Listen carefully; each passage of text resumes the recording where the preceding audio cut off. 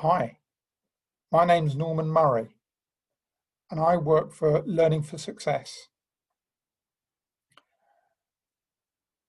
I'd like to give you a 10-minute presentation on how we can help motivation and digital performance management work for you.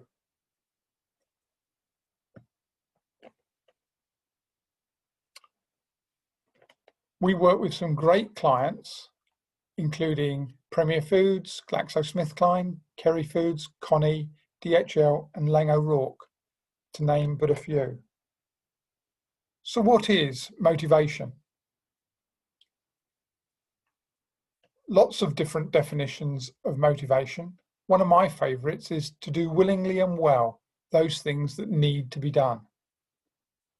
An employee's motivation is a direct result of the sum of interactions with his or her manager. Motivation almost always beats mere talent. And motivation is enjoying what you're doing and getting paid for it. So what do we want our performance management to do? We want it to improve quality, productivity, and improve customer satisfaction to deliver bottom line results, as well as drive up and build on your leadership, trust, and communication.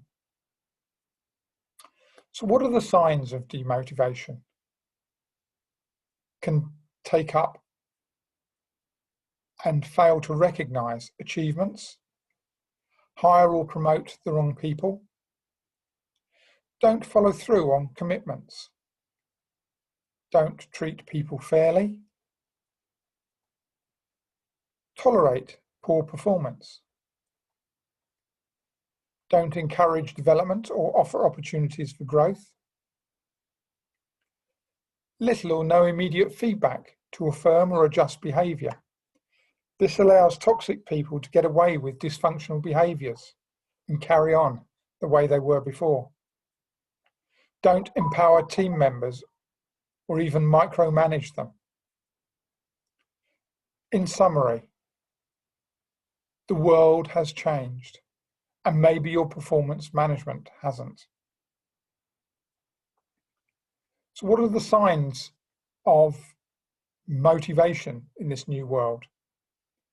Lots of different work has been carried out, and it's been found that autonomy, mastery, and purpose are the keys to unlocking the motivation in others. Here is a quick video by the esteemed Daniel Pink that will explain more.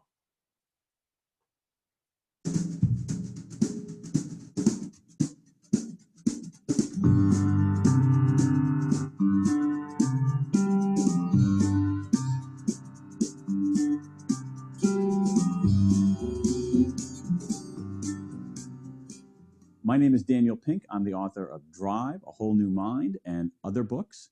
And I want to talk about motivation. Now, all of us have certain instincts about what motivates people. And our instincts are sometimes right and sometimes wrong. And if you look at 50 years of behavioral science, it allows us to recalibrate our understanding of motivation and then deploy that understanding in the classroom. Here is the key point from this 50 years of research. There's a certain kind of reward that we use in organizations.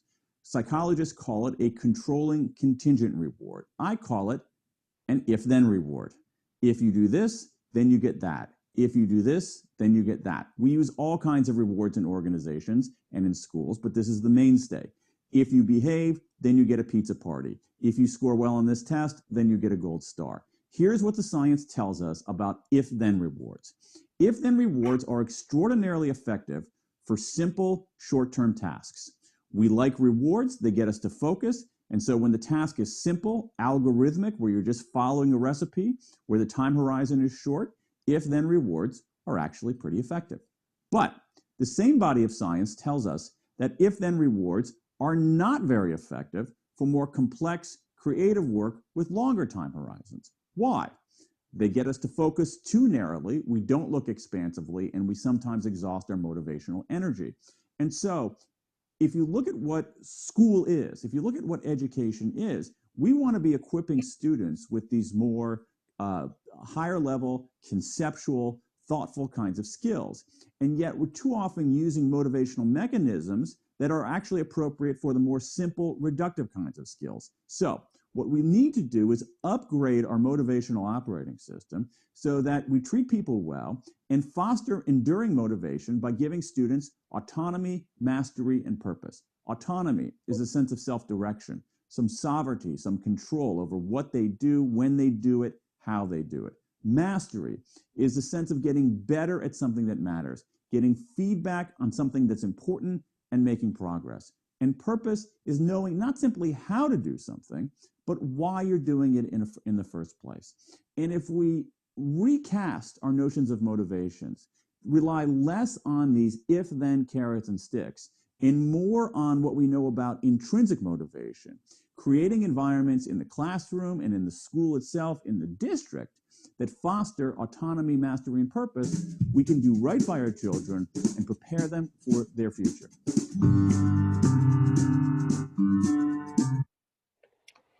So, if you see any of these signs of demotivation in your organization, it may well be because, in part, your performance management isn't working. So how can our performance management help you? Well, it can create a sense of purpose, and that purpose is written on the first page of our performance management. Provides clear expectations. Based on the individual's job description, our performance management makes it relevant and clear, as well as doing away with a simple tick box exercise. Autonomy. Our process encourages regular coaching so that autonomy becomes part and parcel of the working relationship. Mastery. Our process encourages SMART goals. This keeps the learning journey on track. And 5, builds leadership, communication, and trust in your organization by having regular feedback and immediate feedback. And as you well know, the people you trust the most are the people who give you regular feedback. In summary, if you have a toxic or demotivated workplace and you want to change it and build on your quality, productivity, and customer satisfaction, as well as enhance leadership, trust, and communication in your organization, then please do contact me, norman@learnforest.com, for a more in-depth conversation on how our cost-effective, tailored digital performance management software can help you. Thank you.